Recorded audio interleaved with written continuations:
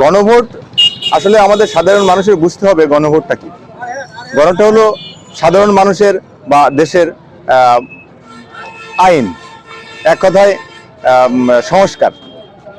সংস্কার মানে এই গণভোটের হ্যাঁ বা না। যদি হ্যাঁ বিজয়ী হয় তাহলে অবশ্যই এই আইন বা বিভিন্ন রকম নিয়ম কানুন সংস্কারের একটা সুযোগ থাকবে, বা এটার প্রধান কারণ হলো গণভোটের যে আইন সংস্কার। এই সংস্কারের বিষয়টা আমাদের সাধারণ মানুষের বুঝতে হবে। তো সেই ক্ষেত্রে গণভোটটা জরুরি। এর সাথে সাথে একই দিনে যদিও আমাদের সংসদ নির্বাচন, জাতীয় নির্বাচন আর গণভোট দুটো ওতপ্রোতভাবে জড়িত, কারণ এই গণভোটটার খুব গুরুত্বপূর্ণ বিষয় যে হ্যাঁ ভোট যদি বিজয়ী হয় তাহলে আমরা দেশের মানুষ, আমরা সাধারণ মানুষ, আমাদের কথা, আমাদের সংশোধনীর ব্যাপারটা থাকে যে সংবিধান সহ বিভিন্ন আইন বা কানুন নিয়ম কানুন সেই জায়গায় আমরা হাত দিতে পারবো। সবাইকে ধন্যবাদ।